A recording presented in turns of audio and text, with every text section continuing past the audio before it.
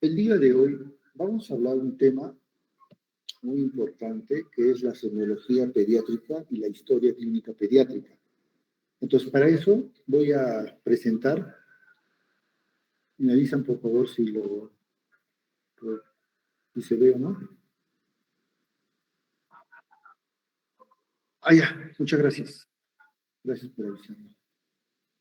Una grabación, iniciar grabación, iniciamos.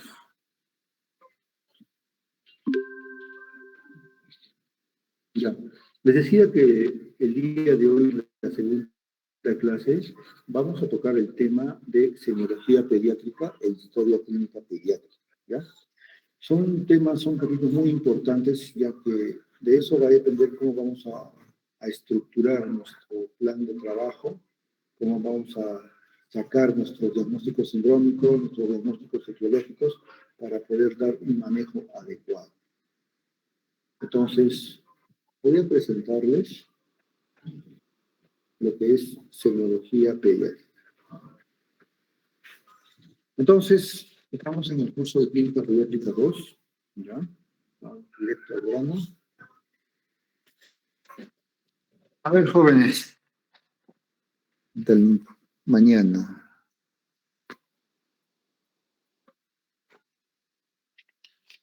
Empezamos ahora con la parte reflexiva. ¿Qué observan en estas dos figuras?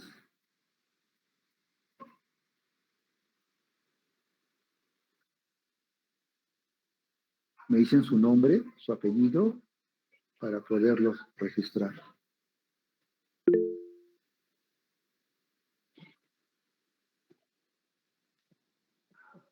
Yo no estoy viendo quién está levantando la mano, ¿eh? Por si acaso. Me tienen que decir su nombre. Doctor, buenas tardes.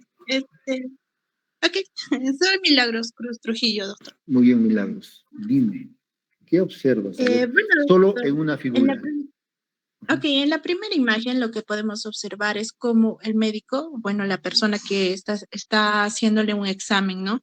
Al niño para ver justamente, antiguamente no existía el estetoscopio y por ende, las personas tenían que de alguna manera ingeniar una forma para poder auscultar, los pulmones, ¿no? Como estamos viendo, el señor, ¿no? Está utilizando una herramienta que le está ayudando, ¿no? Para poder escuchar justamente los pulmones del niño. Muy bien, correcto. Una herramienta. ¿Otra participación?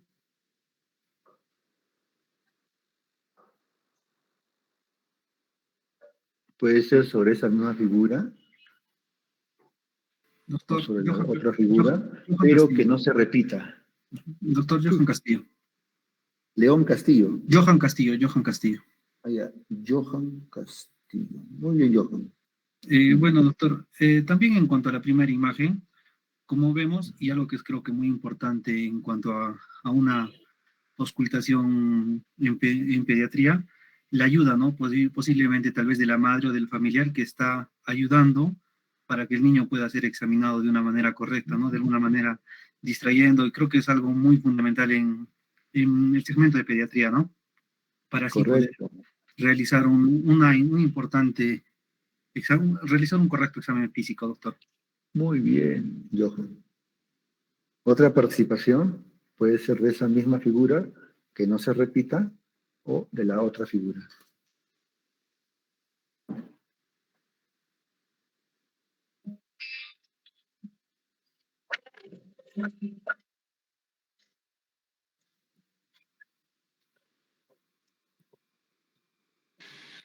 Doctor, Figueroa Quispe Lisbeth.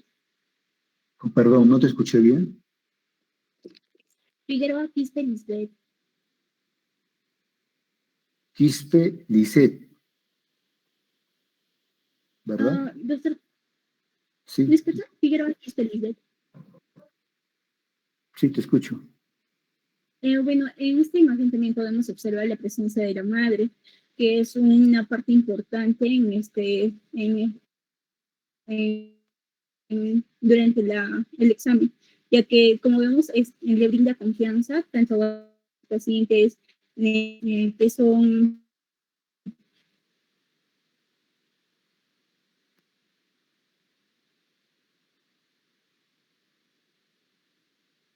este, eh, familiares. En este Muy caso. bien. A ver, Lisette, Sí, ¿verdad? doctor. Lisbeth Lisette. A ver, Figueroa. Lisette. Ya. Lisette, quiero hacerte una pregunta. Si observas tú a un médico que está auscultando y la madre que está allí apoyando, ¿no? Y usando este médico una herramienta para poder escuchar sus pulmones, ¿no es cierto? ¿Qué relación tiene esto con la semiología pediátrica?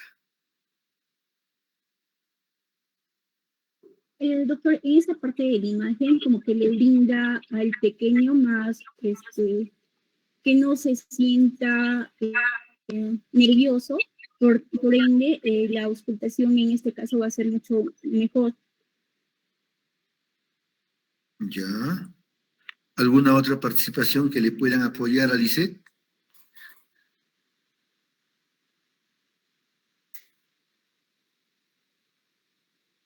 Doctor, yo tengo un comentario sobre la otra imagen. ¿Tu nombre y tu apellido? Pacheco Maricielo, Ya. Dime, es un Maricel. ganglio, doctor, creo que es un ganglio linfático inflamado, posiblemente por algún proceso viral o infeccioso, quizás bacteriano. Ya. ¿Y qué relación tiene con la semiología pediátrica? En la palpación, doctor, respecto a En la el examen, palpación. o sea, el examen físico, ¿verdad? Es Sí, el doctor. examen físico, ¿no? ¿Y qué característica ambas figuras hay en común? En ambas figuras están realizando un examen físico, doctor. Muy bien, Maricielo. Muy bien. El examen físico, ¿no? Entonces, jóvenes, la semiología pediátrica consiste en utilizar herramientas, ¿no?, de apoyo que usa el médico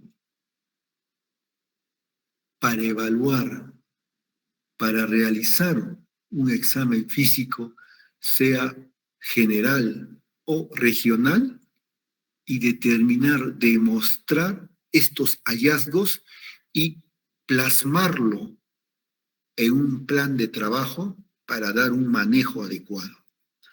Eso consiste en la semiología pediátrica. Bienvenido al curso de semiología pediátrica entonces. ¿Qué es semiología? Según Gois, en su libro El fin de la medicina, publicado en el año 2000, él hace referencia a la semiología como el arte que integra los 5 sentidos con los conocimientos teóricos y la experiencia recopilada en beneficio de las personas y la comunidad. O sea, te dicen que es un arte donde todos tus 5 sentidos tienes que estar en alerta y con tus conocimientos teóricos y tu experiencia juntada vas a ayudar a descubrir, a buscar un beneficio a la persona y por ende a la comunidad. Eso es semiología. Usar experiencia. ¿Ya? Muy bien, jóvenes. Pregunta. ¿Qué se tiene que hacer para ser buenos semiológicos? Para llegar a ser buenos semiológicos es necesario tener práctica, entrenarnos constantemente, ¿no?, en el uso de 2 herramientas principales. ¿Y cuáles son esas 2 herramientas principales? La anamnesis y el examen físico. ¿Qué es la anamnesis? Es el qué y el cómo voy a preguntar. ¿qué viene a ser el examen físico? El qué y el cómo voy yo a examinar. Entonces, realizando estas dos herramientas, yo voy a interpretar estos hallazgos, tanto de la anamnesis como del examen físico, para que con mis conocimientos médicos actualizados, ¿no es cierto?, voy a elaborar un diagnóstico que sea acertado. Teniendo un diagnóstico acertado, voy a hacer mi plan de trabajo y un buen manejo adecuado, sea general o sea específico. Entonces, es un ciclo, como se habrán dado cuenta. Ser buenos semiológicos no despierta de la noche a la mañana, jóvenes, sino es la constancia, la práctica de utilizar la buena anamnesis y el buen examen físico. Teniendo estos hallazgos que vas a encontrar y con tus saberes previos vas a lograr un diagnóstico. ¿Y con qué quiero llegar a hacer ese diagnóstico? Para hacer mi plan de trabajo y mi manejo. Yo no puedo hacer de mi anamnesis, no puedo irme directo a mi plan de trabajo sin tener un diagnóstico. Sino todo es en una forma ordenada, secuencial y jerárquica. Y esto, al final, ustedes van a ver, es lo que se hace esto en una historia clínica, sea pediátrica o no. ¿Correcto, jóvenes? Sigamos.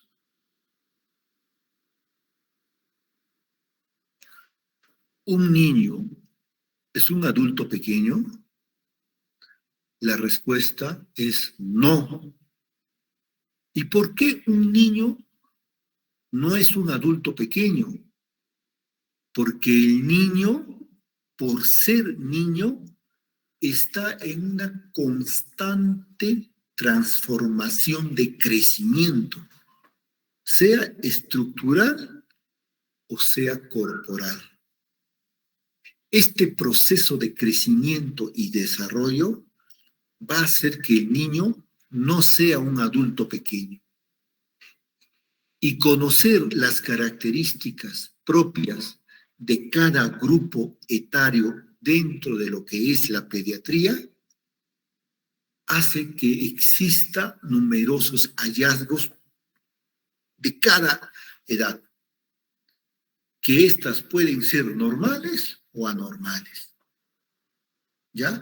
Es decir, en un recién nacido van a tener características propias que no puede existir en un preescolar, por ejemplo, o en un niño escolar, o en un niño adolescente, o en un adolescente. Cada uno de estos grupos etarios tienen su propio examen físico, su propia anamnesis, sus propias características que los diferencian. Y es por esa razón que a un bebé o a un niño no se le puede decir que es un adulto pequeño, por ese cambio, por esa transformación, por ese crecimiento que tiene. ¿Ya? Entonces, si los hallazgos me dicen que pueden ser normales o anormales, la pregunta viene, ¿a qué llamamos normalidad? Entonces, la palabra normalidad en medicina es bien difícil de describir. Entonces, ¿qué hemos hecho o qué se han hecho para decir qué es normal? Nos hemos valido de dos herramientas. Uno es el juicio clínico, y el otro es el criterio estadístico. ¿Qué significa tener un juicio clínico? Cuando nosotros hacemos el interrogatorio, la anamnesis, y luego realizamos un examen físico completo, nos aseguramos de que todo esté en su lugar. Por ejemplo, los oídos, el conducto auditivo esté bien, no haya ninguna dificultad, vemos la garganta que no estén congestivas, observamos los pulmones que no haya ruidos sobreagregados, observamos en el abdomen que no haya dolor, observamos los reflejos neurológicos, realizamos los exámenes correspondientes para descartar signos meningios. A nivel genital revisamos si es varón no presenta criptorquidia, es decir, testículos que no se han descendido. ¿Se dan cuenta? Entonces, si todo eso es normal, ¿no? Y que todo funciona bien, entonces nuestro juicio clínico decimos que a eso le decimos normalidad. ¿Se dan cuenta? O sea, usamos esa herramienta. Y la otra herramienta que se utiliza también es el criterio estadístico. Es decir, cuando lo que se evalúa no ha completado su desarrollo o está compensado. ¿Qué significa? Suponte que tienes un niño que ha venido por emergencia con un estatus epiléptico, convulsionando. Después de haber estabilizado, ¿no es cierto?, has controlado su patrón de funciones vitales, está bien, ya el niño está despierto, ¿no es cierto? Y a él se le conoce como paciente estable. Entonces tú puedes asumir un criterio estadístico de normalidad, a pesar de que todavía te falta concluir cuál habrá sido la causa básica de esa convulsión. O sea, lo importante es que tú ya lo has estabilizado. Es decir, entre comillas, ya está normal. Espero que me haya dejado entender. ¿Ya? Entonces, pero desde el punto de vista matemático, ¿no? Normalidad lo consideran como un criterio usando un estudio matemático conocido como la mediana, que tiene un rango de dispersión establecido, ¿no? Entonces, puede ser, por ejemplo, a ver, un ejemplo te pongo, el peso promedio, ¿no?, de un niño de 1 año de edad es 9 kilos, 10 kilos, 11 kilos, 12 kilos. Entonces, de esos 4 datos, si tú sacas un promedio, una mediana, te va a salirte entre 11 kilos y medio aproximadamente. Pero, sin embargo, existe un rango de dispersión que puede ser de 9 kilos hasta los 12, 13 kilos. ¿Te das cuenta? Si ese valor está dentro de ese rango, decimos que es normal porque está dentro de un criterio estadístico conocido como mediana. En algunos utilizan promedio, en algunos utilizan campana de Gauss, en algunos utilizan desviaciones estándar, en algunos utilizan percentiles, que tienen que haber un criterio de rango normal. ¿Ya? Sigamos. Entonces, entendiendo el concepto de semiología, que viene a ser el arte de usar los 5 sentidos para hallar, buscar a través de mis herramientas, que es la anamnesis y el examen físico, llegar a mi resultado, que viene a ser mi diagnóstico y mi plan de trabajo.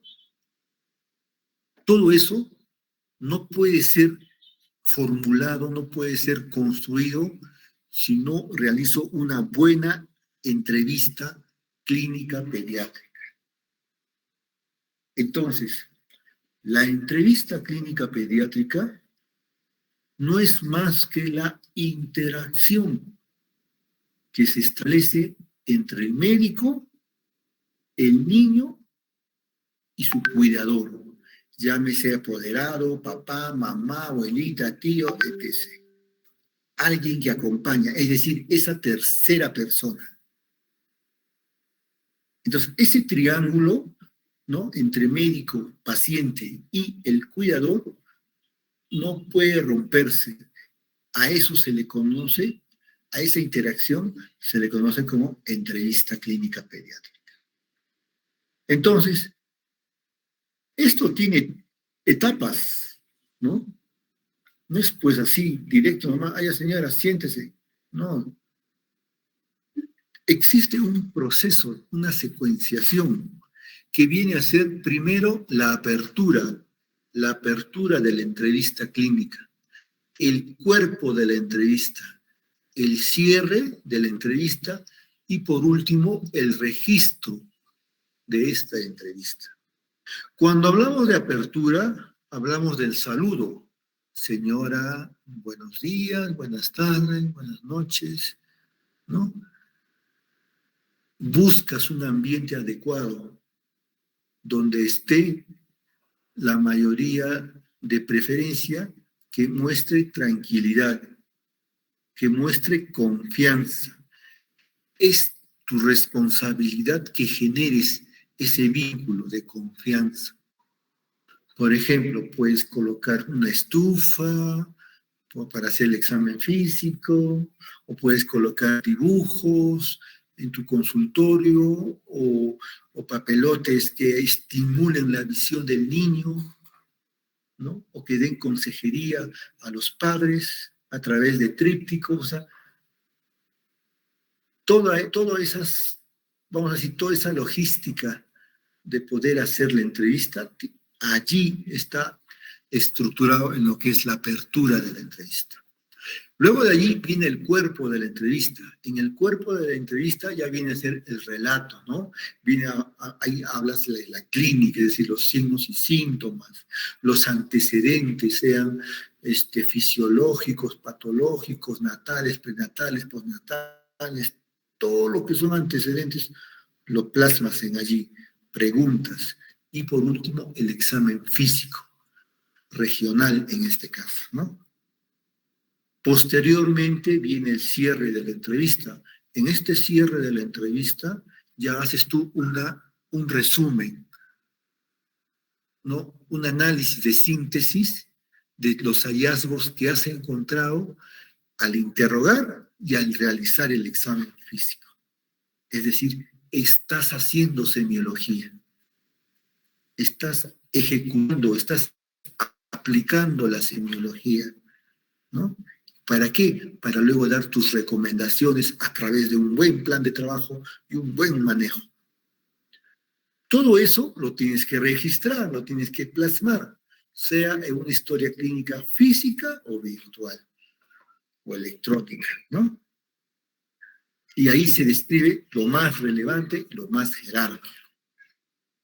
Con tu sello, firma, entonces todo eso son las etapas de una entrevista clínica pediátrica. ¿Qué aspectos se tiene que tener en cuenta para realizar un buen examen físico con calidad? Conocimientos. Tienes que tener conocimientos previos de anatomía, de fisiopatología, de la misma semiología, de la asepsia y antiasepsia. Tienes que tener técnicas de inspección, auscultación, palpación, percusión, en función a los signos y síntomas y al examen regional que te vas a abocar. Tienes que tener habilidades de desarrollo de los 5 sentidos. Recuerda que estás haciendo una semiología. Tienes que tener el don de la comunicación. Recuerda que tiene que haber confianza. Tú tienes que generar confianza con la tercera persona, es decir, con el cuidador, para que te puedas hacer un buen interrogatorio, una buena anamnesis de tu historia clínica. Porque si no tienes una buena comunicación, bien difícil, ¿no? Que llegues a un diagnóstico, ¿no?, acertado. Tienes que tener asertividad. tienes que llegar a ser empático, ¿no? A ganar nuevamente esa confianza, a que el usuario, el paciente, la madre, la tercera persona se sienta cómodo, ¿no? Y seguro, porque sabe que está frente a ti alguien que va a resolver el problema de su niño. Tiene que haber respeto de la privacidad e intimidad. No puedes estar tú divulgando después, ¿no? Con otra persona, sea familiar, no autorizada, ¿no? Por parte del cuidador que lo ha traído.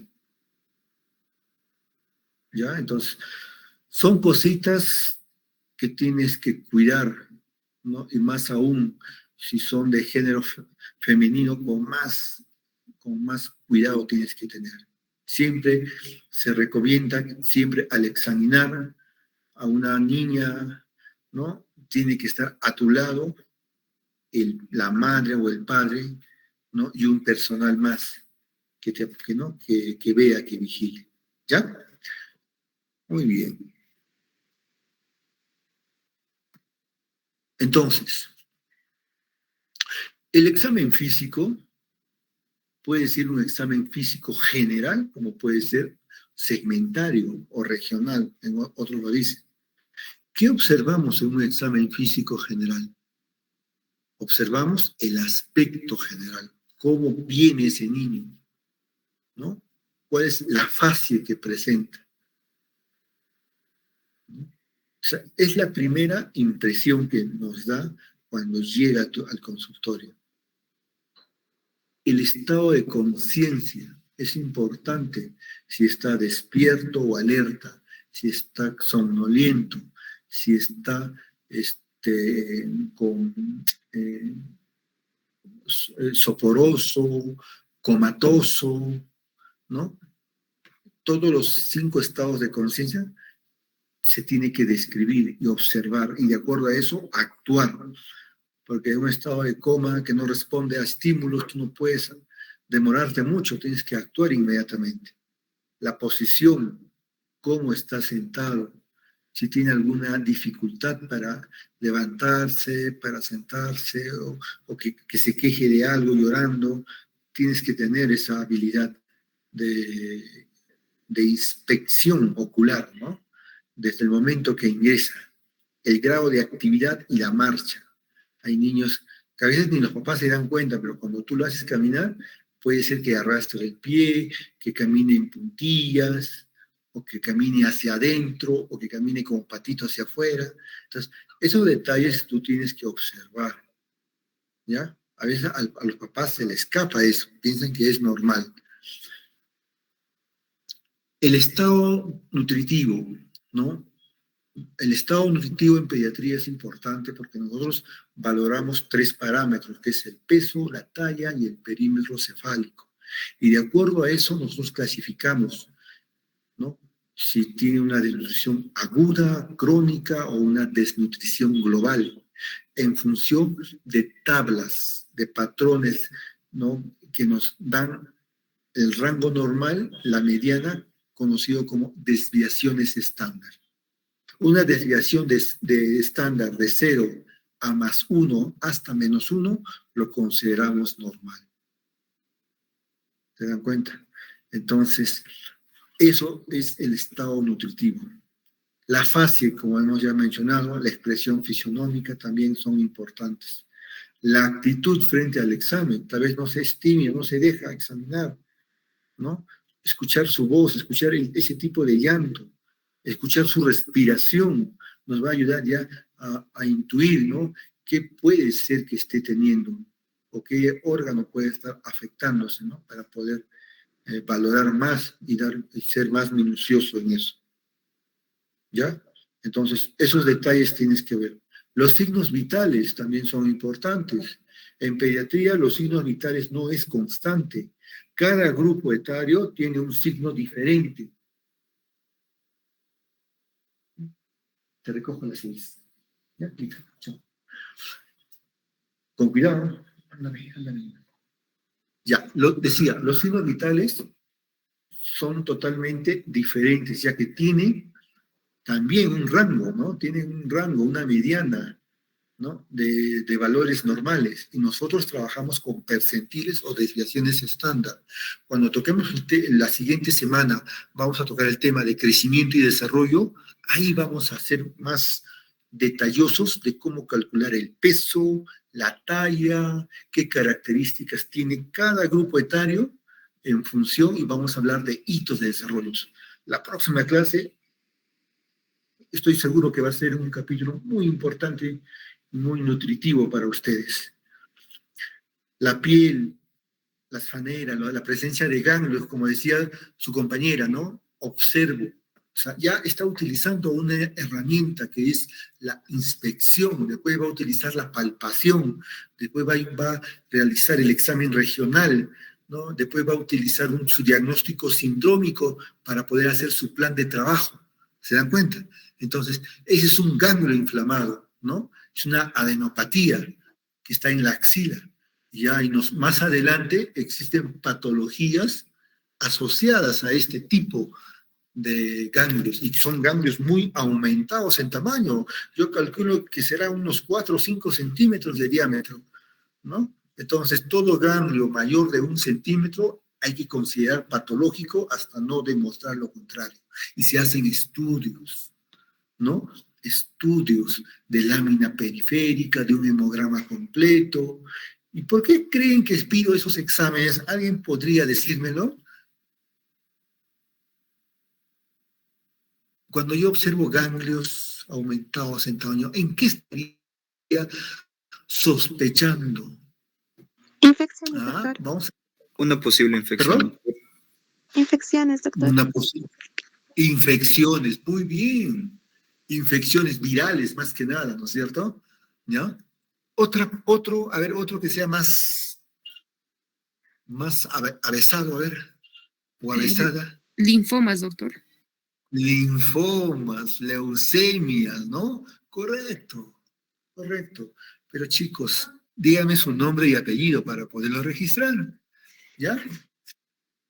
Entonces, todas esas características es pues la parte de ver, de observar, de sentir, ¿no? Entonces, ustedes tienen que crear esas habilidades, ¿ya? Poco a poco. Cuando hablamos de un examen físico segmentario, ahí es totalmente diferente. Me enfoco en cada región, en cada segmento. La cabeza es un tequiado, es decir, un TEC, ¿no es cierto? Un traumatismo encefalocraniano, debido a una caída, un golpe, un piedrón que le cayó, no sé, ¿no? Observamos, vemos, detallamos, ¿no? Cómo está esa herida, si es en el cuero cabelludo, si hay presencia de hematoma, de quimosis, ¿no? Si existe a nivel de los párpados, cómo está la boca. O sea, soy minucioso en buscar, ¿no? En hacer un examen físico segmentario, ¿ya? La cara, también me voy a la cara, cómo están las fosas nasales, si tiene, por ejemplo, un proceso respiratorio, una neumonía, ¿no? Una característica peculiar de una neumonía es la presencia de aleteo nasal. Yo tengo que observar eso. Si yo no observo aleteo nasal, yo no puedo ya intuir qué es lo que puede tener este niño, ¿se dan cuenta? O tal vez vea las mejillas bien rojas, rojas, ¿no? Puede ser una rosácea. O sea, yo ya estoy intuyendo. O sea, si yo no tengo conocimientos previos, no puedo yo llegar a mis resultados. Entonces, la anamnesis, el examen físico, las características son importantes para yo llegar a mi tercer pilar, mi tercera grada, que es llegar a un acertado diagnóstico.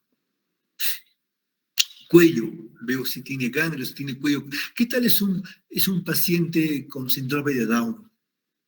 Esos pacientitos tienen el cuello corto, ¿verdad? O con una niña con síndrome de Tanner, tienen un cuello alado, en forma de alas, ¿no? ¿O qué tal si es un niñito que tiene acá una masa, ¿no? A nivel antero superior externo, palpas, ¿no es cierto? Puede ser, no sé, una TB extrapulmonar.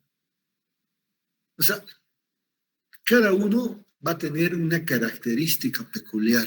Si tú te vas al tórax, tórax, tengo que ver los movimientos, si son simétricos, o si tiene una disociación tóraco-abdominal, ¿no es cierto?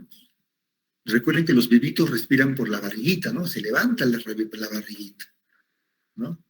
Entonces, ¿qué pasa si el bebito primero levanta el tórax y luego hunde la barriga? Algo está pasando.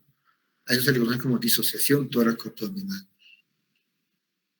Ausculto, ¿no? Tengo que saber los ruidos, cuáles son normales y cuáles son anormales, para yo buscar esos famosos ruidos sobreagregados, sean sibilantes, sean subcrépitos, sean crepitantes. ¿Se dan cuenta?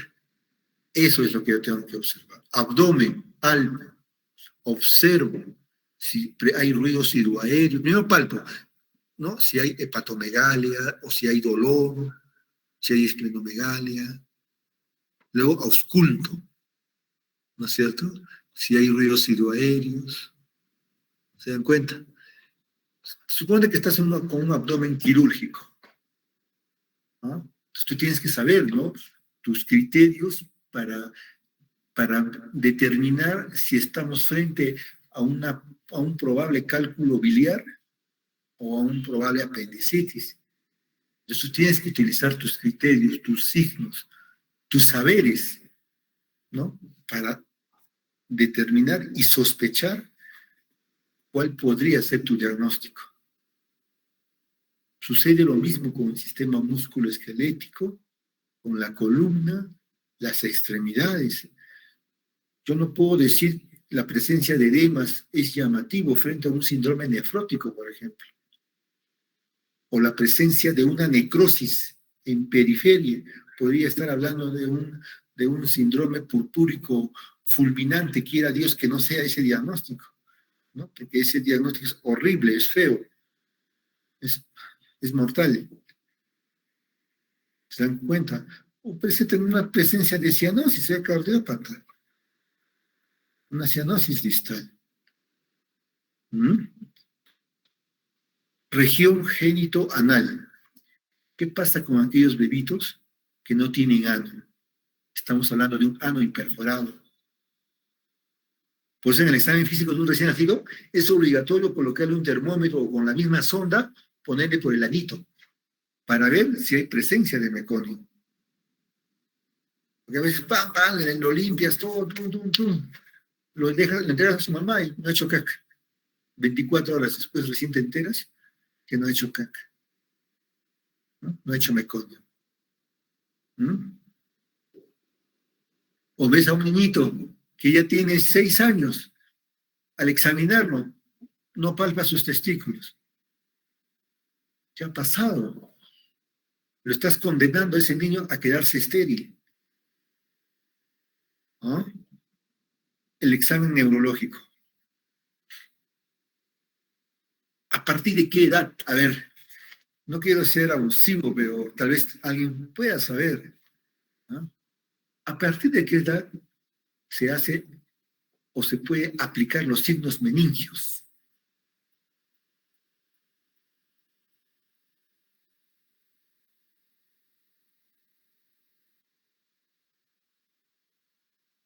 Ya. Muy bien. No les voy a decir, quiero que investiguen. ¿Ya? El tema que vamos a entrar a la parte neurológica, ahí me tienen que decir, ya para ese momento, ya me tienen que decir todos, doctor, a partir de esta edad se determinan los signos meningios. ¿Ya? Entonces ya voy a estar tranquilo ya. ¿Ya?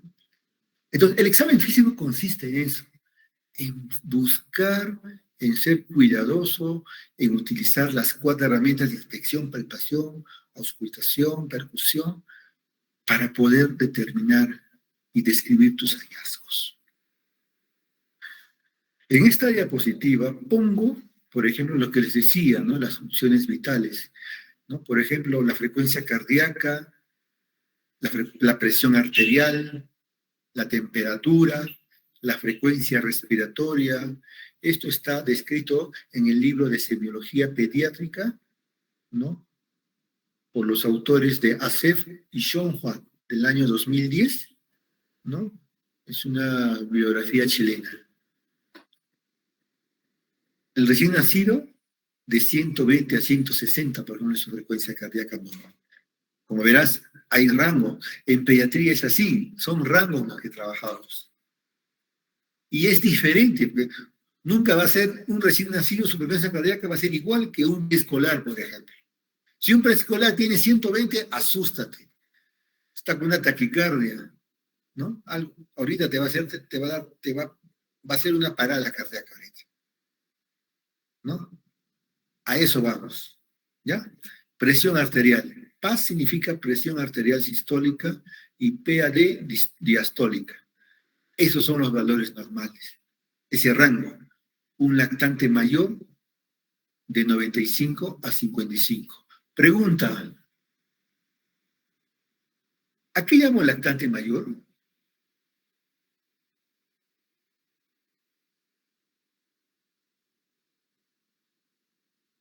Ya, jóvenes, para la siguiente clase, para la tercera clase, voy a preguntar conceptos. ¿Qué edad es lactante menor? ¿A qué edad es mayor? Preescolar, escolar y adolescente.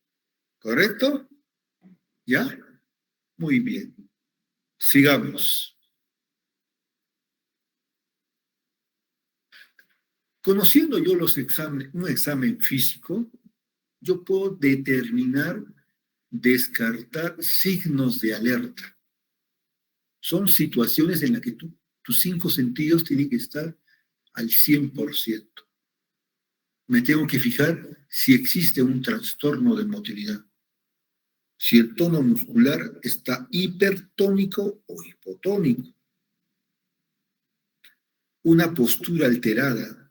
Puede haber que exista una asimetría de movimientos o de las extremidades. Puede ser que tenga displasia de cadera, ¿no es cierto? En un tono muscular hipotónico puede ser que tenga un PCI, una parálisis cerebral infantil. ¿No es cierto? Movimientos involuntarios. Puede ser que tenga Corea, Huntington, ¿eh? Convulsiones simples, parciales, epilepsias. ¿Se dan cuenta? Llanto débil. O puede ser que tenga hipotiroidismo, ¿no? O esté deshidratado. Alteración de la vigilia, del sueño. Puede ser que tenga una cefalea, una neurocisticercosis, ¿no? Y la presencia de convulsiones. Jóvenes, hasta allí, ¿alguna pregunta?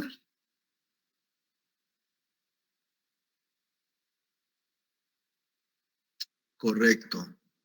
Eso quiere decir que me han atendido o totalmente están perdidos. Lean esto. Les voy a dar 5 minutos y voy a preguntar al grupo. ¿Ya? Lean, tengan a su lado una hojita y me describen los hallazgos encontrados. 5 minutos.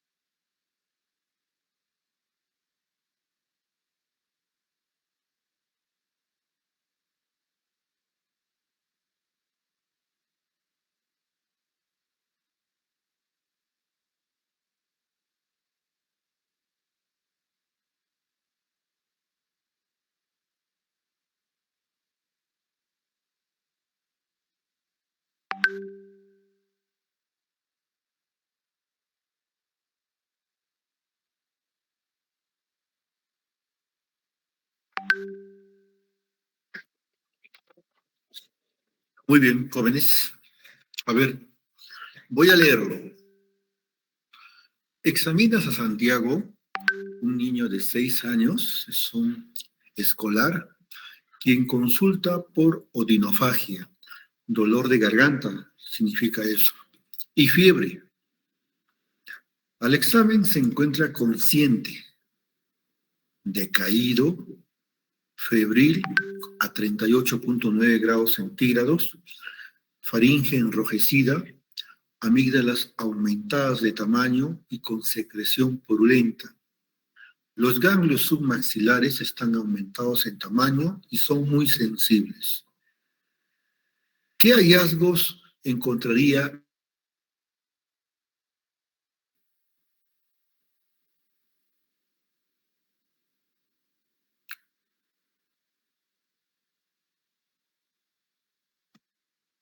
Están ahí, ¿verdad?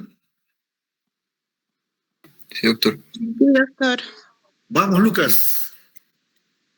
Doctor, bueno, como dice, el primero, con respecto al examen físico, al inspeccionar la garganta, lo primero que encuentra, pues, es la faringe enrojecida, ¿no? ¿Cuál Y sería tu examen físico general, Lucas? General primero, a primera imagen, que en la inspección el paciente se encuentra decaído primero, ¿no?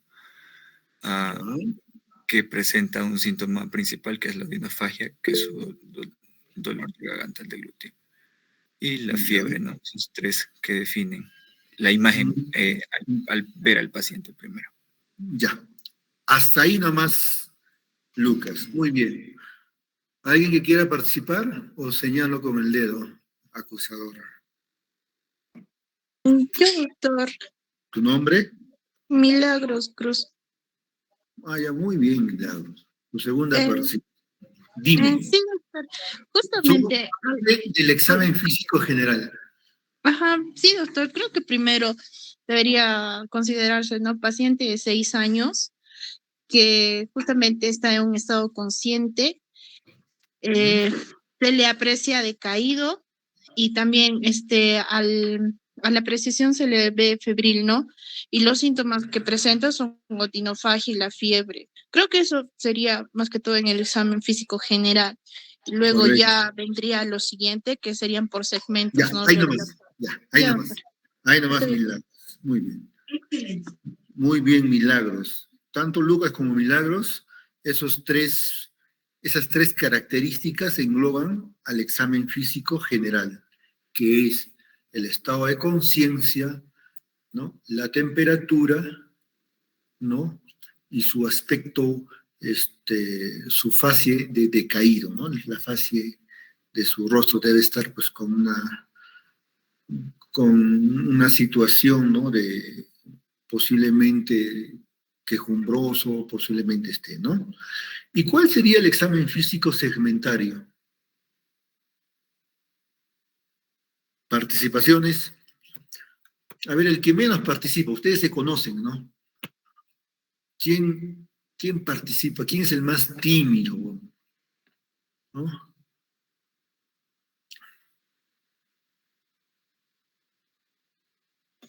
Ya, nadie participa. Voy a decir yo entonces. Por eso necesito la lista, pues sin la lista no puedo yo trabajar. A ver, vamos a ver de todos los presentes.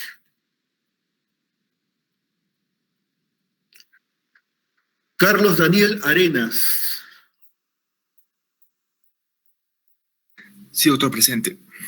Correcto. Dime, ¿cuál sería el examen segmentario en este ejercicio? Bueno, doctor, si empezamos a ver por segmentos, en este caso, por ejemplo, el segmento de la boca, y observamos, por ejemplo, ese aparente enrojecimiento en la región de la faringe y agrandamiento también de lo que son las amígdalas, pues podemos ver que en la región de la boca y faringe tenemos anormalidades. Por otra parte, en la región ganglionar, en este caso la región submaxilar. Perdón, Carlos, ya. Vamos por partes. Entonces, en el examen de la boca observas características, ¿no? La primera es que la faringe está enrojecida. ¿Qué otra característica más? En la región de las amígdalas, el aumento del tamaño, ¿no? Y la Amígdalas, secreción que menciona en el relato. secreción purulenta. Esas son las tres características o hallazgos que tú vas a tener que registrar en el examen regional de la boca. ¿Ya? Ese es Sí, uno. Muy bien. Pasemos ahora a otro participante para continuar con el examen segmentario. A ver, ahora una chica, ¿ya? Para ser justos. Lisbeth Figueroa. Doctor, presente. Muy bien, Lisbeth. ¿Qué otro examen, qué otros hallazgos encontrarías en el examen físico segmentario? A nivel del cuello, doctor, sería la palpación a nivel de los ganglios. Indica ganglios submaxilares que están aumentados de tamaño y son sensibles.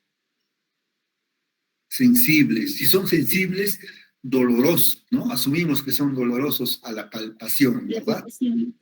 ¿No es cierto? Y si son ganglios, describiremos, ¿no? Si estarán móviles o no serán móviles, dolorosos a la palpación o no, y la localización exacta, ¿no? En este caso te dice submaxilares. Correcto, muy bien.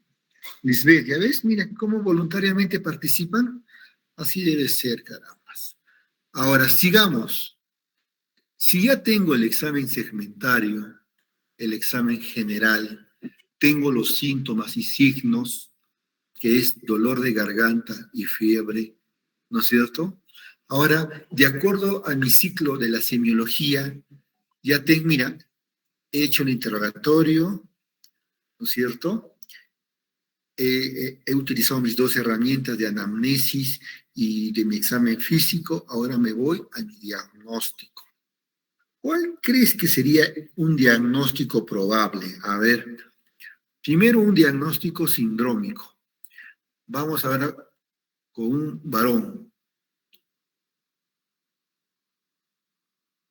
Diego Bolívar. Presente, doctor. ¿Cuál sería tu primer diagnóstico sindrómico?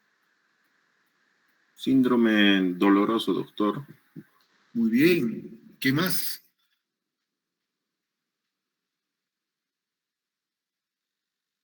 Infeccioso, doctor. Muy bien. ¿Qué más? Van dos.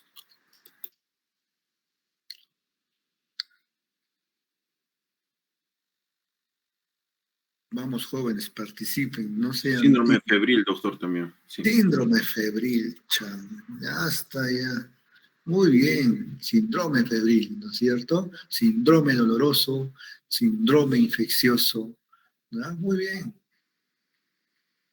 Ahí nomás. Ahora una chica va a participar. La ruleta rusa. Jacqueline Escobedo.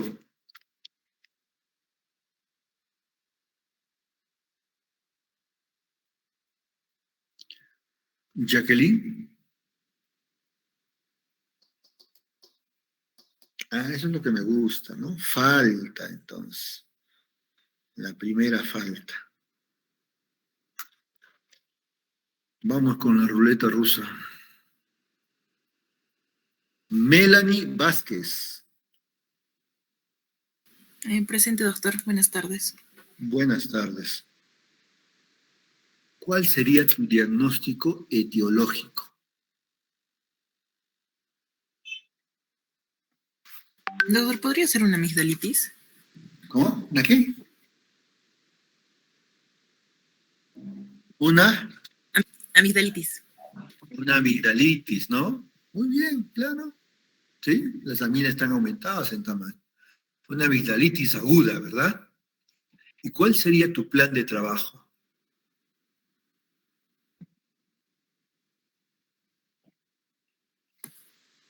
Sería administrar líquidos, doctor. Líquidos tibios, ya, que tome, ¿no? Que También vea. tratar el dolor y la fiebre en este caso, ¿no? Porque tiene... Ajá, le darías su medicación para la fiebre y para el dolor. Muy bien, ¿ya ves? Está muy bien. Y a ver, quiero que seas un poquito más avesada. ¿Le pedirías algún examen laboratorial? ¿O no requeriría? Sí, doctor, le pediría un... ¿Qué le pedirías?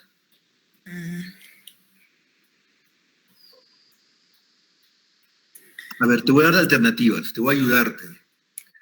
Yo voy a hacer te voy a apoyarte en ese sentido.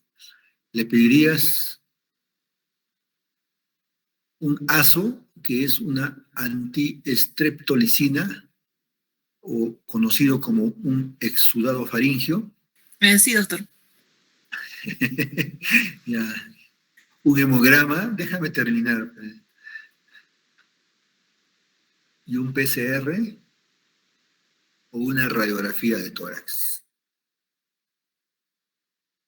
Doctor, le pediría un exudado faríngeo, un hemograma y un PCR. Ya. Ahora, y de estos tres o de estos dos, ¿cuál de los dos pedirías de forma jerárquica? El exudado faríngeo. Correcto.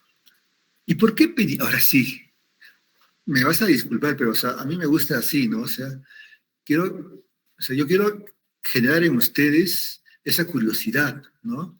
El por qué y el por qué. Tipo niñitos de 3 años, ¿no? Papá, ¿por qué es esto? ¿No? Algo así, ¿no? ¿Y por qué le pedirías un exudado faríngeo? En sí, para hacer un cultivo de la secreción, doctor, porque presenta secreción purulenta. Ya. ¿Y qué complicación podría acarrear el resultado de un exudado faríngeo?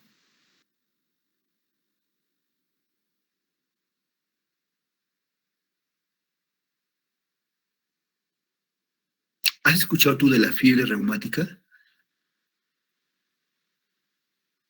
Sí, doctor.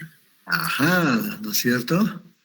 ¿Han escuchado de la glomerulonefritis post-estreptocócica? Sí. Ajá, por eso pides, ¿no es cierto? ¿Sí o no? Son complicaciones, ¿no? De que tú puedas encontrar un estreptococo beta hemolítico del grupo A para poder dar un adecuado manejo, un tratamiento certero y así evitar que tengan estas complicaciones en un mañana de este pobre menor de 6 años. ¿Correcto? Ya ves, Melanie, espero haberles ayudado a ampliar más sus conocimientos. Muy bien. Hemos terminado la primera parte. Inmediatamente vamos a seguir la segunda parte. Ahora voy a hablarles de lo que es la historia clínica pediátrica.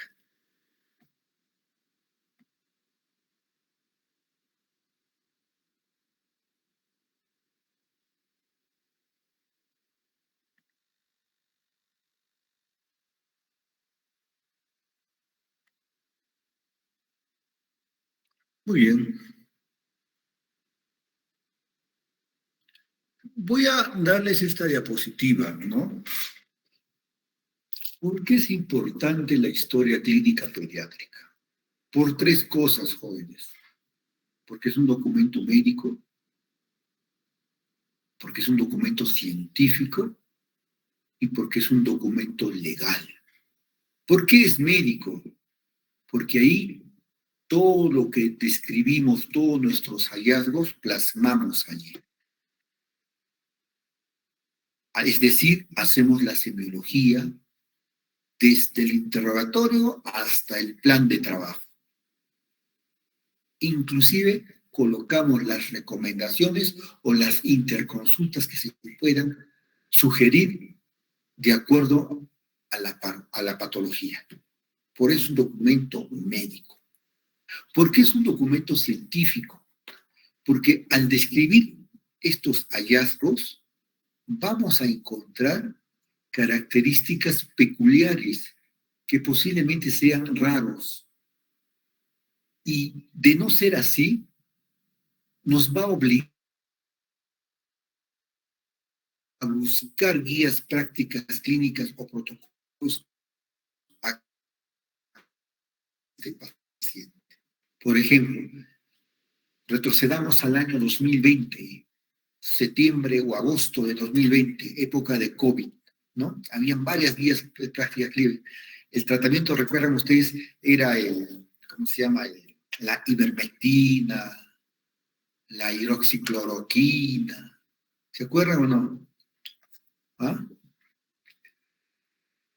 Claro, ¿no es cierto? Entonces, posteriormente, ya hemos descubierto que no eran eso el tratamiento, ¿no? El tratamiento consistía en un soporte de las complicaciones que me podría generar este COVID, que eran las neumonías complicadas, ¿no? Que me podían traer un Kawasaki, ¿no es cierto? O un PIMS, que eran las complicaciones más graves de este COVID en niños, ¿no? ¿Y por qué es un documento legal? Porque a veces, ¿no? Empleamos esto, ¿no? Para defendernos, ¿no? Porque puede pasar alguna cosa, ¿no?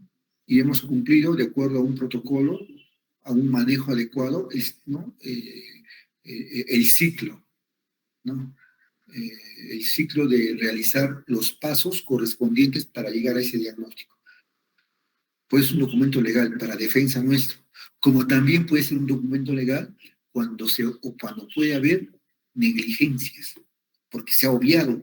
¿Y por qué no le has realizado este examen? ¿Y por qué no le has iniciado si en la guía te dice que tienes que iniciar vasopresores, por ejemplo? O sea, para eso nos ayuda bastante. ¿Ya? Existen varios tipos de historia clínica. Hay una historia clínica general, donde consta de un orden cronológico, donde se desarrolla la enfermedad y la evolución del paciente. Existe una historia clínica de emergencia, donde resaltamos solamente las partes más puntuales, más relevantes. Existe una historia clínica de especialidad, porque una historia clínica, por ejemplo, cardiológica es diferente a una historia clínica de rehabilitación, por ejemplo, ¿no? O de ginecología, por ejemplo, o de oftalmología, son especialidades donde sus historias clínicas tienen que ser más enfocados al órgano o al sistema de la especialidad. ¿Ya? Los tipos de diagnóstico. Existe un diagnóstico precoz, un diagnóstico sindrómico. Este diagnóstico sindrómico es el que establece la existencia de conjuntos de signos y síntomas concretos, sin poder precisar la etiología. Por ejemplo, como dijo su compañero, un síndrome infeccioso, un síndrome doloroso, un síndrome febril. Diagnóstico diferencial son aquellas enfermedades que pueden ocasionar un síndrome, ¿no es cierto? Y se utiliza durante el diagnóstico. Nos ayuda bastante a descartar y para poder llegar y acertar al diagnóstico final. El diagnóstico etiológico lo determina la causa de la enfermedad. Por ejemplo, el neumococo, causante de la neumonía, ¿no? El estreptococo beta hemolítico del grupo A, o estreptococo conocido como estreptococo piógenes, causante de una glomerulonefritis postestreptocócica o de la fiebre reumática. ¿Te das cuenta? Entonces, esos son diagnósticos, ¿no? Diagnóstico nosológico se establece el diagnóstico de la enfermedad causante de los síntomas y signos. Por ejemplo, enfermedad de Crohn, no, lo causa esto, ¿no? COVID-19, SARS-CoV-2, no, lo causa el virus ¿no? Diagnóstico bacteriológico. Encontramos beca de esputo, bacilos de Koch, 2 cruces en orina. No, es un TB renal o TB urinario, ¿no? Una tuberculosis así, ¿no? Diagnóstico radiológico. Carambas, te sale el antígeno negativo para SARS-CoV-2, te sale la prueba molecular negativo, carambas. Pero le pides una tomografía y ves imágenes en vidrio esmerilado. Entonces, por radiología, por imágenes, has llegado a un diagnóstico de una neumonía por COVID-19. ¿Te das cuenta? Diagnóstico patológico usando biopsias, ¿no? Un sarcoma, un linfoma, etcétera, etcétera, ¿no? Hablemos. ¿Cuál es la diferencia entre una historia clínica pediátrica y una historia clínica de adulto?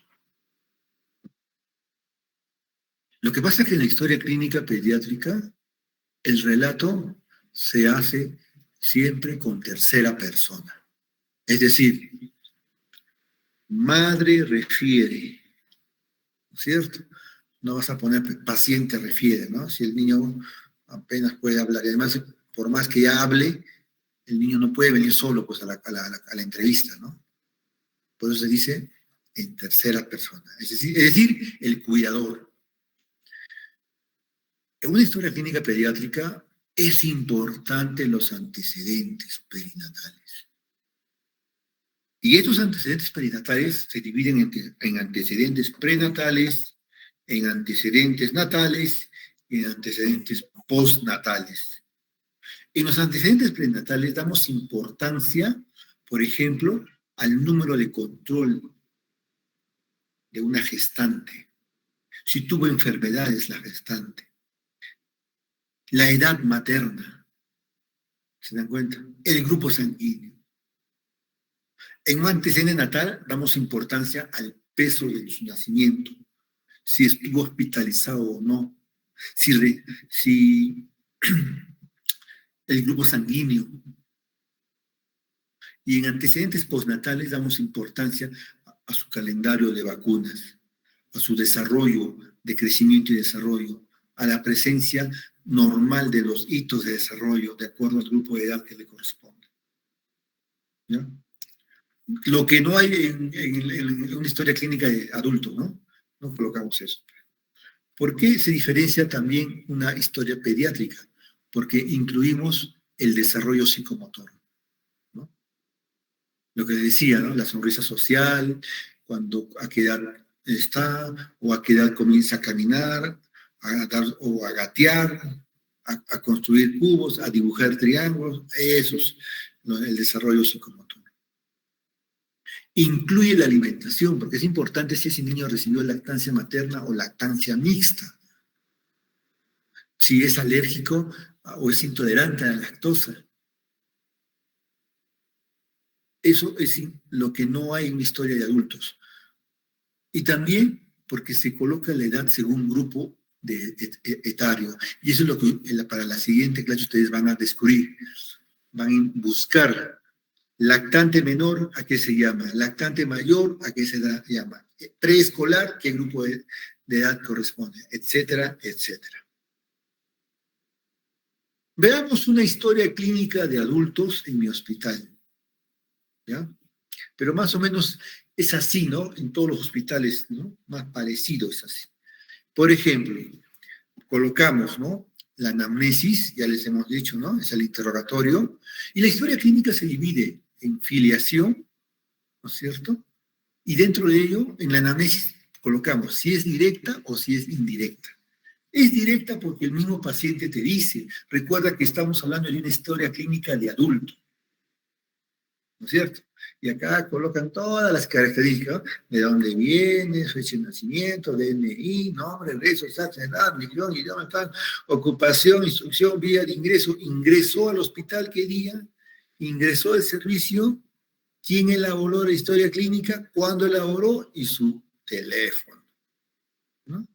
Luego pasamos a la enfermedad actual, los signos y síntomas y el relato. Y si ustedes se dan cuenta, paciente acude, ¿no? O sea, ahí mismo te está contando, ¿no? Acude, te dice, ¿ya? En cambio, igual, si seguimos con historia de adultos, está, por ejemplo, las funciones biológicas, ¿no? Acá los hábitos nocivos es importante, los antecedentes patológicos, los antecedentes familiares, pero acá no menciona pues, antecedentes natales, prenatales, postnatales, crecimiento y desarrollo, alimentación, no, eso no lo colocan en una historia de adultos, ¿no? Ellos más se enfocan en los antecedentes patológicos, sus hábitos nocivos y si hay o no antecedentes epidemiológicos también. Luego viene el examen físico. Ellos no tienen percentiles, ellos tienen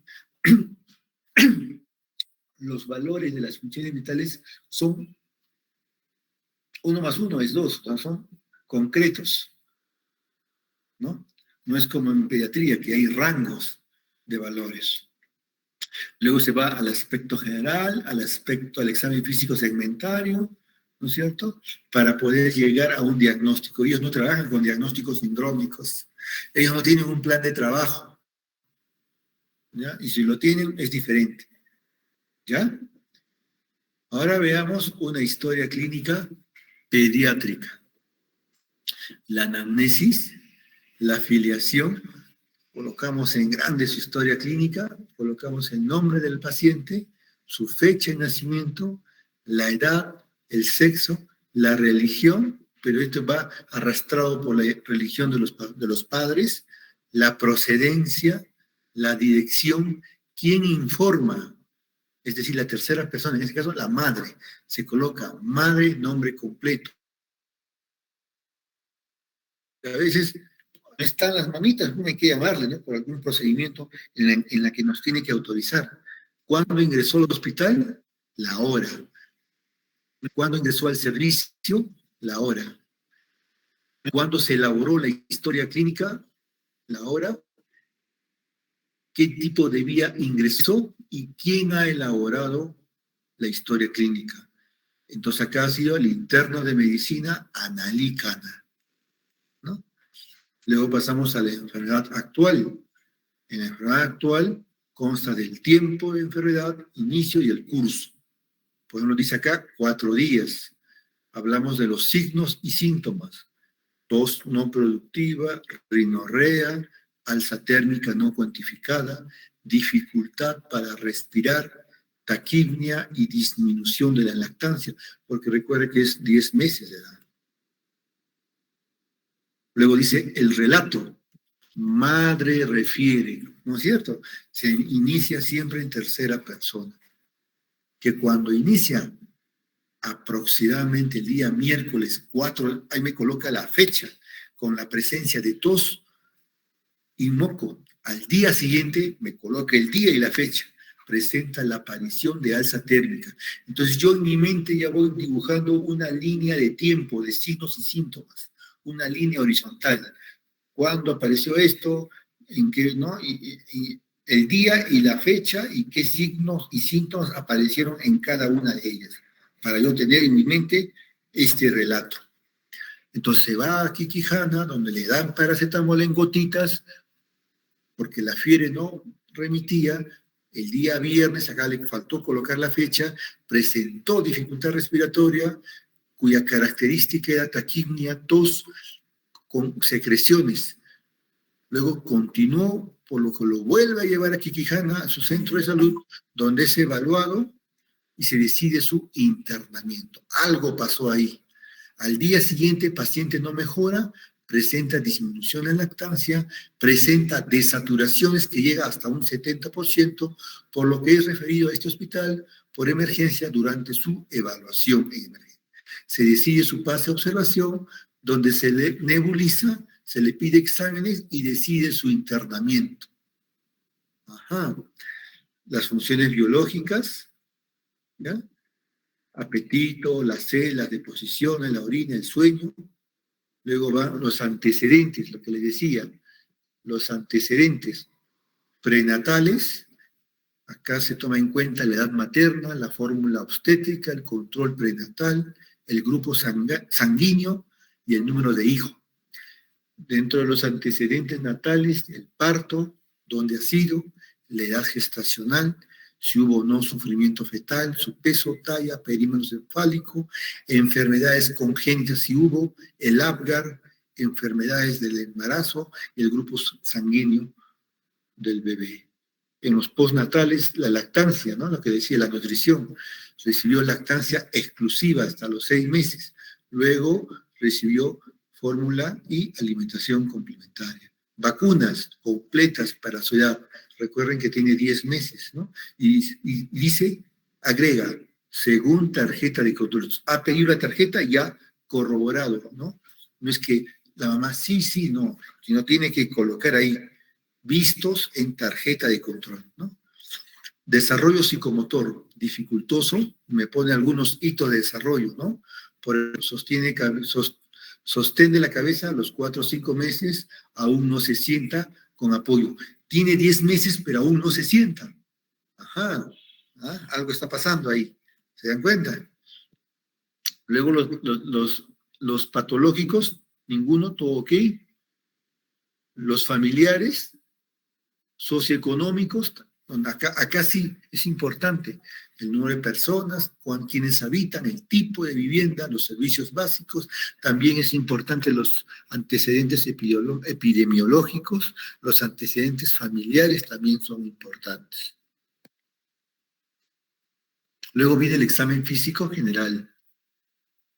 En el examen físico general colocamos, ¿no? Frecuencias cardíacas, ¿no? Mira, está con una taquicardia, que está con una taquipnia, su temperatura está controlada, está saturando normal, no, con oxígeno 89, que es normal, pero sin oxígeno 71. Ajá, acá hay un problema respiratorio. Tiene un peso de 5 kilos 390. Ojo, pero tiene 10 meses. ¿Ah? Ustedes van a ver si ese peso corresponde a la edad que tiene. Tiene una talla de 63 y un PC que es perímetro cefálico de 41,5. El estado general. AREG significa aparente regular estado general. AMEN, aparente mal estado de nutrición. Y ARECH regular estado de hidratación. Él describe por órganos, por sistemas, ¿no? Piel y anexos. Piel trigueña, pálida, llenado capilar menos de 2 segundos, está tibia, de elasticidad disminuida, con un tejido subcutáneo disminuido, posiblemente tenga desnutrición. Cabeza, me describe, cara aplanada, normocefálico. Ojos rasgados hacia arriba, recuerda que es Downcito. Tiene hipertelorismo, pupilas isocóricas, fotorreactivas. Oídos de implantación baja, o sea, está describiendo esa característica. Nariz respingada, puente nasal amplio, fosas nasales permeables. Boca simétrica, mucosas glósea, cuello corto, móvil, flexible. Tórax me describe en función a los instrumentos de un examen físico, que es la inspección, la palpación, la auscultación y rombos. Y si te das cuenta, en esta región, en este examen físico regional, segmentario, es donde más hincapié lo hace.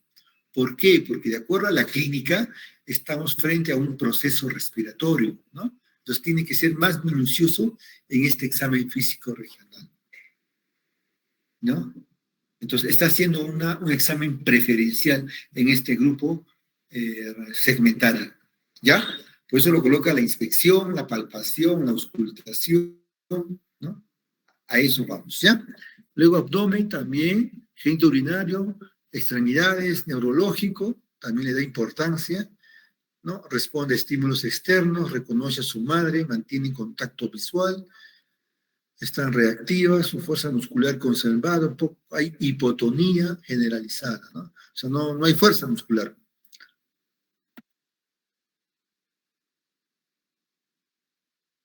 Luego vienen los diagnósticos, el diagnóstico sindrómico. Entonces, como es un proceso respiratorio, acá el interno me coloca síndrome de dificultad respiratoria. Luego me pone un síndrome de condensación pulmonar. O sea, este síndrome seguramente lo ha puesto porque le ha pedido una plaquita y ha visto, seguro, imágenes radiopacas, ¿no? En algún segmento del tórax. Y síndrome de Down. El diagnóstico patológico, él me coloca, una neumonía adquirida en la comunidad y trisomía de par 21.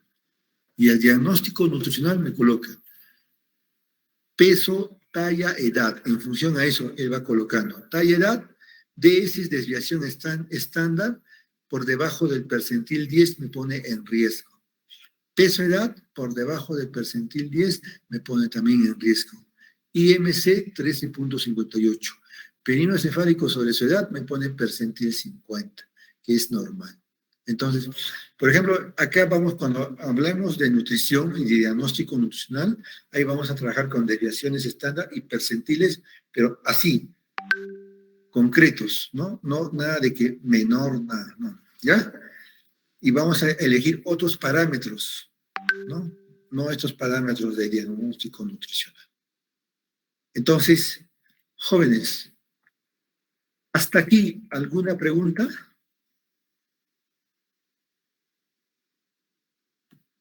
¿Alguna duda, alguna acotación, algo que hayan leído para poder ampliar?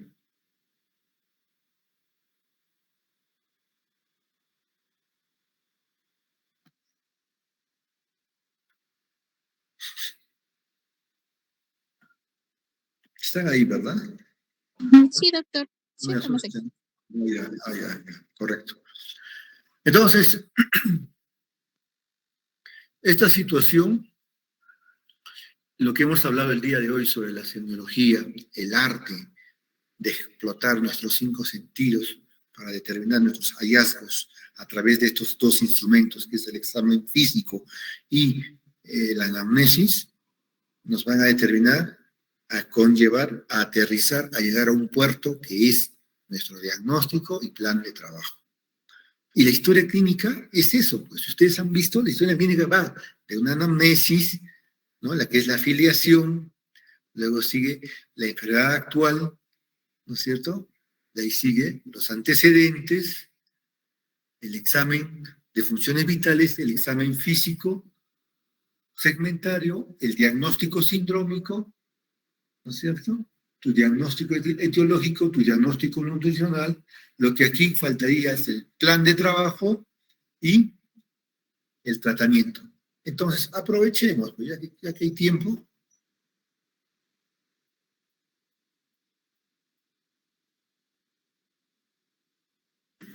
Me quedan todavía 10 minutos. Entonces, jóvenes, ¿cuál sería el plan de trabajo?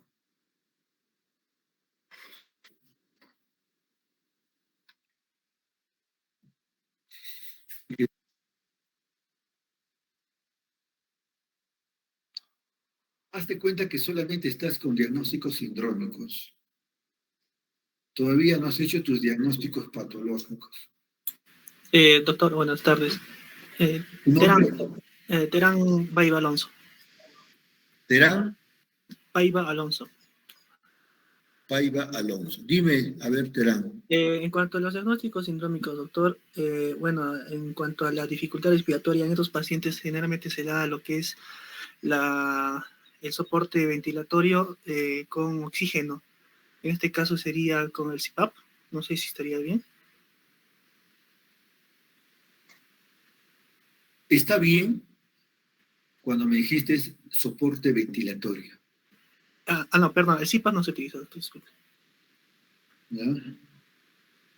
Cuando tú hablas de soporte, a ver, te voy a ayudarte, Terán. Está bien, o sea, la idea está bien, o sea, estás como se dice tibio, ¿no? Más o menos así, voy a un poquito ayudarte en eso. Has reconocido un hallazgo muy importante, que es la desaturación de oxígeno. Entonces, tu plan de trabajo consiste en iniciar oxigenoterapia. La oxigenoterapia es un procedimiento donde va a estar en función o vamos a utilizar otras herramientas. Dentro de ellos está el CPAP, ¿ya? Pero antes del CPAP está la cánula nasal.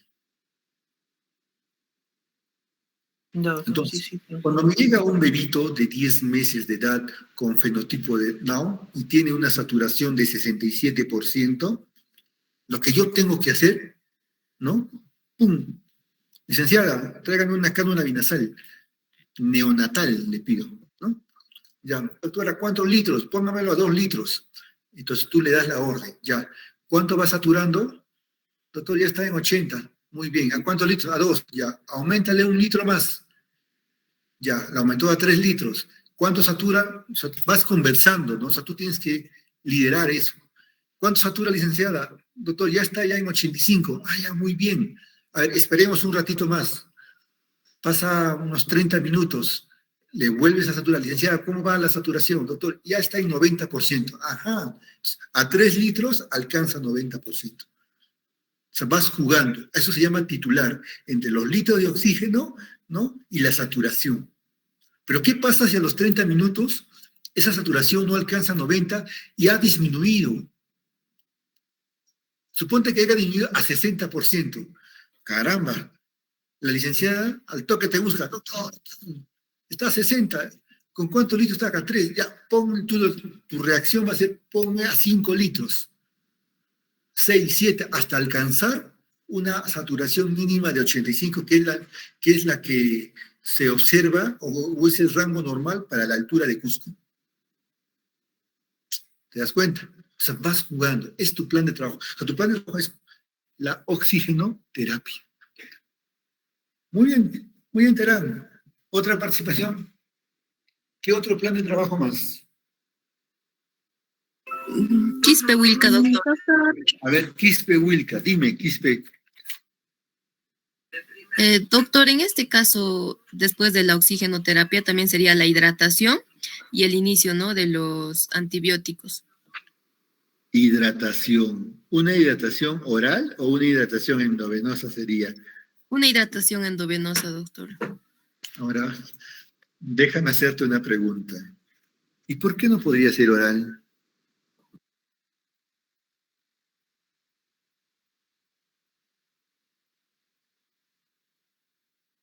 Cuando yo uso una una hidratación oral versus una hidratación endovenosa. Si sabiendo que mis características de este bebito de 10 meses que viene con un proceso respiratorio, que viene con una dificultad respiratoria, que viene con una desaturación del 67% de oxígeno, que tiene una frecuencia respiratoria de 52 respiraciones por minuto, una frecuencia cardíaca de 139 creo que era, Downcito, 10 meses. Doctor, Está bien, lo que me dices está bien. O sea, yo inicio hidratación endovenosa, ¿ya?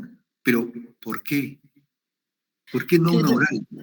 en este caso, como usted lo menciona, vamos a ver los factores de riesgo para que podamos dar, ¿no?, una hidratación oral y endovenosa. Si, bueno, el caso fuera darle oral, sería un niño que esté, digamos, consciente, que no tenga, por ejemplo, un síndrome de Down, que no esté taquicárdico, taquipneico, para Ahí que... está.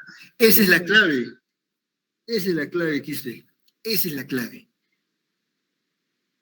Que esté consciente, que no esté taquipneico. Porque si ese bebito está taquipneico, se me va a broncoaspirar al darle una hidratación oral. Esa es la razón. ¿Te das cuenta? Y para todos, ¿ya? Es por eso que ustedes, para la próxima clase, me tienen que venir una segunda pregunta. ¿Cuáles son los rangos de la frecuencia respiratoria según IEPI? Todos anoten eso. De acuerdo al grupo etario en pediatría, ¿cuáles son la frecuencia respiratoria según IEPI? IEPI es atención integral prevalente de la infancia. Y la primera tarea, esa es la segunda, la primera tarea es saber cuáles son las edades correspondientes a los grupos etarios. Voy a preguntar al azar.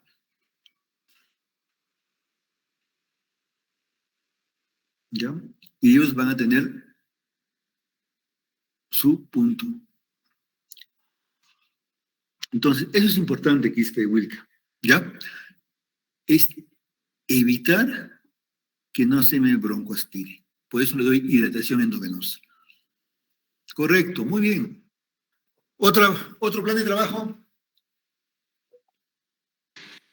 Doctor. Sí. Lisbeth ¿Nombre? Figueroa. ¿Cómo? Lisbeth Figueroa. Lisbeth Figueroa. Dime, Lisbeth. Doctor, ¿sería un control de agua y electrolitos?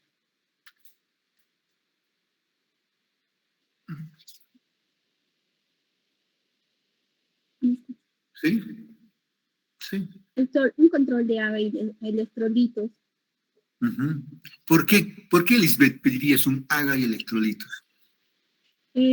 Haga electrolitos, doctor, y también en relación a la parte de laboratorio, radiografía. Imágenes, ¿verdad? Imagen, exacto. Ya. Mi pregunta es así, ¿y por qué pedirías un AGA y electrolitos? Está bien, está bien. Yo pido un AGA y electrolitos.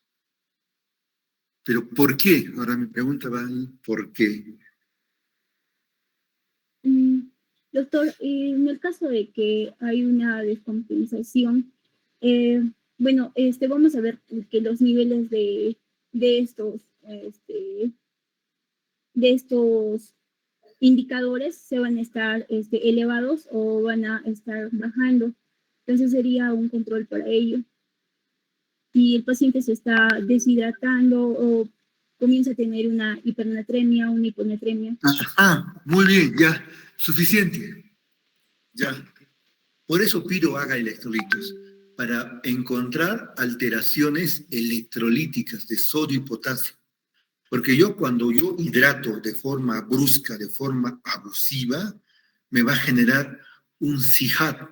Un SIHAT significa un síndrome inadecuado de hormona antidiurética. ¿Y cómo yo sé que este paciente tiene un SIHAT? Cuando yo le realizo un AGA, encuentro hiponatremias. Si yo encuentro hiponatremias dilucionales, no, este paciente tiene un CIJAT. ¿Y cuál ha sido esa causa? Lo han hidratado de forma muy abusiva, muy exagerada, por encima de su rango normal que le debería corresponder. 2, pido un AGA y electrolitos porque existe un parámetro que se llama PAFI. PAFI es la relación entre la presión parcial de oxígeno y el FiO2. Más adelante les voy a explicar eso cuando toquemos el tema de respiratorio, ¿ya? Cuando el PAFI es menor de 250, es indicación de pasarlo a ventilador mecánico. ¿Se dan cuenta? 3, me ayuda a descartar acidosis metabólica, acidosis respiratoria, alcalosis metabólica, alcalosis respiratoria. O sea, corregir esos trastornos es un problema de siempre y cuando sea una insuficiencia respiratoria, ¿no? Que una neumonía me puede conllevar a una insuficiencia respiratoria. Claro está. Por eso pido AGA y electrolitos. Entonces, mi plan de trabajo sería exámenes laboratoriales e imágenes. Y dentro de eso pido mi hemograma, mi glucosa, mi creatinina, mi AGA electrolitos, mi radiografía de tórax. ¿Se dan cuenta? Muy bien, jóvenes. Espero que haya sido nutritivo esto, ¿ya? Y me ha gustado su participación y llamo a los que no han podido para la siguiente clase, participen, jóvenes. Todos tenemos que participar. Acá todos participamos. Recuerden, es un aprendizaje colaborativo, ¿ya? Y tienen que venir con saberes previos. Ya tienen 2 tareas para la próxima. Voy a colocar un foro y ahí me van a responder en ese foro. Mejor, ¿ya?